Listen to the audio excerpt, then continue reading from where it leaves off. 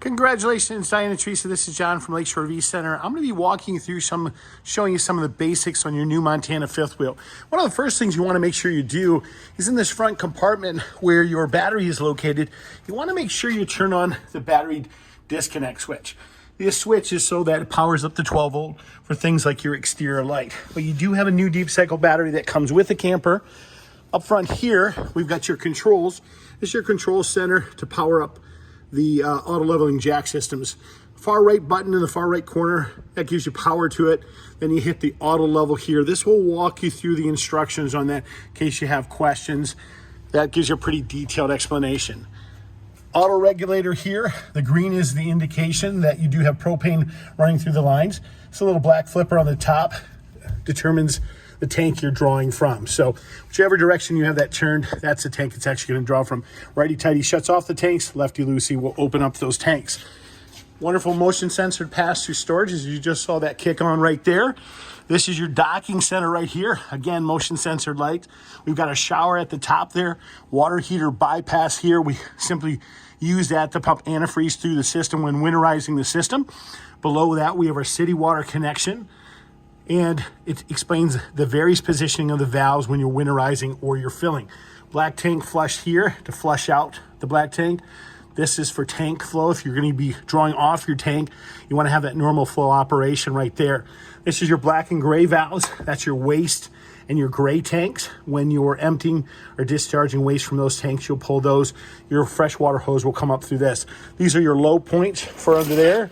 That's just kicking all the water out of your system. Of course, we're going to make sure that's all winterized so nothing freezes on you. This is where you attach your 25-foot 50-amp power cord. We also give you the electrical adapters that come with those, so you don't have to worry about those. Here, we've got your hot water heater and your stove exhaust. Do keep the little ones, if there are any little ones in the park, away from that, as it can get hot. You don't want to see anybody get burnt. Your tires, it's a good idea if you were towing it, I know you're not, to check the lug nuts on those tires after the first 250 miles. That's your refrigerator. Really nothing you have to do with that back panel. That's more just for service and operation.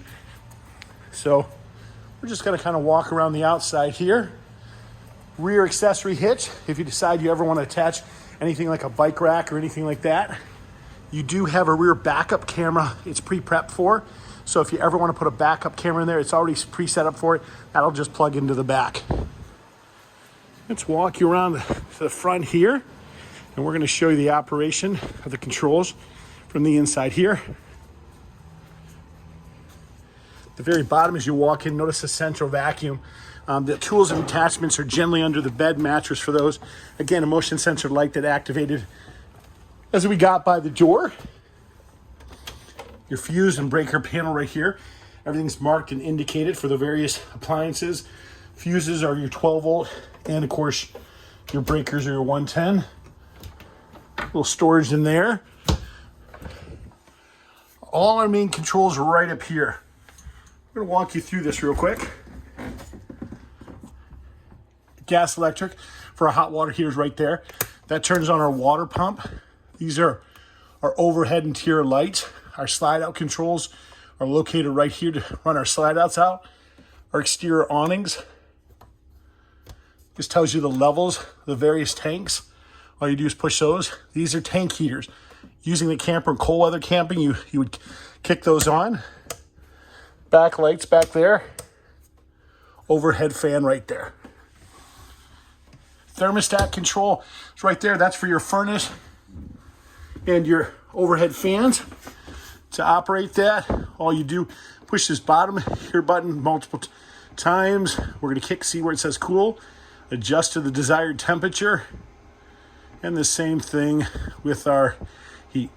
Desired temperature, up and down arrow keys, and then push it a couple more times to shut it off. So pretty straightforward. It's a real push button. This opens up our overhead fans.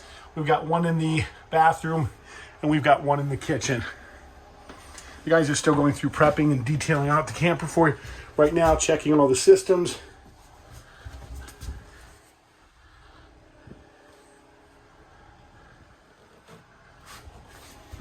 If there's not a switch on the wall for the lights, then there's typically a button in the center of the lights to operate the lights. You do have ground fault plugs throughout the camper, which generally means There's a push button breaker for reset, which is typically located on the plug itself. Our refrigerator, real straightforward operation here. To power that up, we hit the power button. The droplet is gas. If we want to allow it to go to the whatever the most convenient power source is, we push that again. And so if we're plugged in, it's going to go to electricity. If we want to force it to electricity, we can push that one more time, and that'll force it to electricity. Generally like to leave the temperature setting somewhere around 9. But you can regulate or force your choice for those. You go to ignite your stove, fold back the cover, and then all you have to do is turn this. There's an auto ignition button right here. So you'll turn that, and then the gas, once it's bled through the lines, that'll fire right up for you. Fire extinguisher right there. Your table, your recliners, power strip right there. Your fireplace controls are right down here on the right hand side. They're pretty self-explanatory. The button to the far right powers it up. You can change the color of the flames and then higher low setting for that as well. Generally, the keys will be located around your kitchen faucet. When that's all said and done, remotes are going to be in the drawer right here for everything. Your power strips, to put these down, you simply push the red button in. Those will slide down and disappear for you. Most of the other controls are push button hand controls for lights and things of that nature. Power controls, of course, for the recliners.